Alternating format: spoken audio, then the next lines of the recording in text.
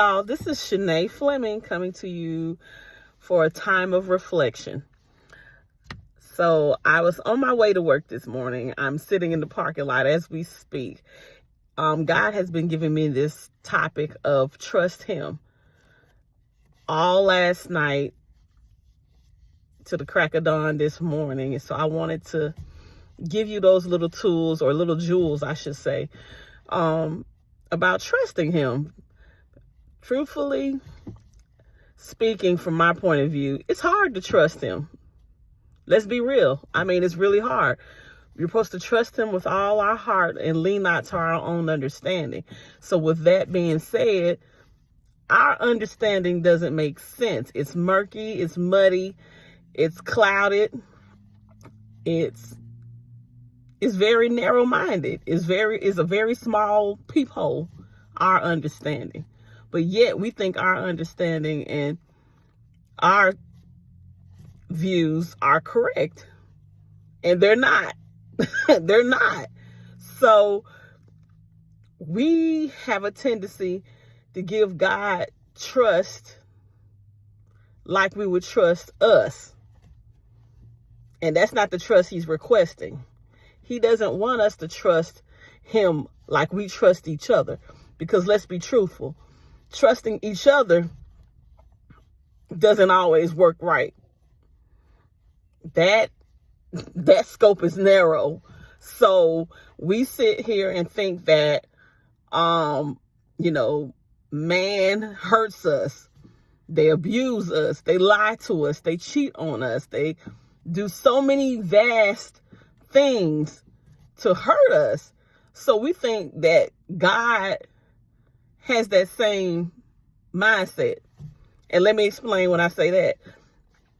We put God in a box. And sometimes we even put Him in an envelope. So we sit there and assume that He needs our help. And He don't. He does not need our help. We're so accustomed to putting our hands on everything. We got to touch it. We got to see it. We got to know what's next. So we'll say, yes, Lord, I trust you. But meanwhile, we have our pinky on it. And that's not how it should go. He said, trust Him with all things. The good, the bad, the ugly. Trust Him with everything, every scope of your life. And when we do that, oh, wow. We can look back on some things in our life right now that we gave God full reign to handle.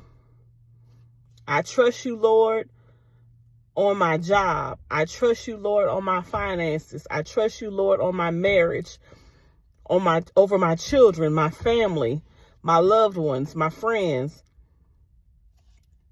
Trust you in me. When we get that mindset, even though we may not see it in our narrow vision, in our narrow scope, He's there. He already knows what the next chapter is going to look like. He already knows what He has in store for you. It's not up to us to know it. He will reveal it in time, but while we're waiting on that time, do the work of trusting Him. Take your hands off of it. Take your foot off the brake. Get out the car and sit in the passenger seat. Let Him control it. And when we do, God will never let us down. It may look dark. It may look scary. But the process, we're going to get through it. I was telling Miss Donna not too long ago, and a lot of my family have heard me say this throughout the years. God showed it to me back in 2020. Ain't that funny? Because that's 2020 vision right there. He showed me that we need to trust the process, trust the progress, and trust the promise.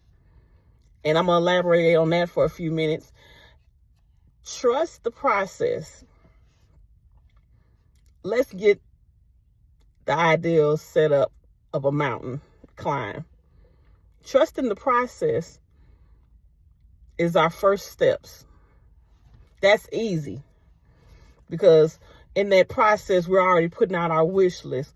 Oh, Lord, I need you to open the door for my marriage. I need you to open this door for this job I really want. I really think this will set me off for the rest of my life. Lord, trust in the process. And the process is just a valley before the mountain.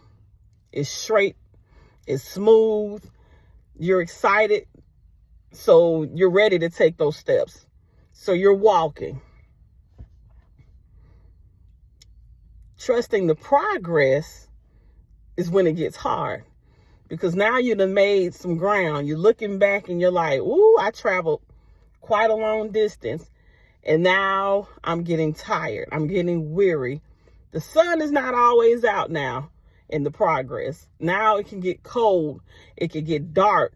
It's getting lonely because a lot of the people you started the process with are now falling back. And now you're looking like you're in this thing by yourself. You don't think you can make another step because now you're starting to question yourself. And when you question yourself, you're questioning God too. Did I make the right decision? Is this the right move? I don't know. So now you're on your hands and your knees and you got cuts and bruises and scrapes and you're just devastated because you really don't think this is the right move. But he's saying, trust the progress. So keep going, keep going. Even if you're crawling, even if you're on your belly and you feel like you can't take another step. Even when you feel like your friends and your family have left you, they deserted you, they're questioning your sanity. Like, why would you leave that job? That's paying the bills. Why would you leave him? So, yeah, so now you're having questions, you're having your doubts. But then you don't even realize, that's the funny thing, you don't even realize how close to the door you are. You don't even realize that you're right there at the promise. And that's when the devil gets louder because he knows, and hey, I know y'all noticed this, when everything starts to falling down in your lap and everything looks like it's not going right, that's the devil testing you. That's the devil trying to distract you. He wants you to turn around so badly because he knows once you see that promise, he has no power over you no more. Once you realize how close to the door you are, that's when the hardships really fall in your lap. That's when the boulders start to coming and loose at the side of the mountain, and you're holding on for dear life at this point. So you don't even realize how close to that promise you really are. And before you know it, if you're not prayed up, praised up, or have some prayer warriors in your corner, you're liable to turn around and walk back down the mountain because you're thinking you're not at the top, not realizing you're right there at the peak. And trust the promise. Trust that what God showed you is right. Trust that he knows what's best for you. Even when it's not what you want, he knows what's best for you. And when you give him that power, full scale, take your hands off of it. And I'm talking to myself too this morning. Take your pinky off of it. When you take your pinky off and watch how much of a thrust you get.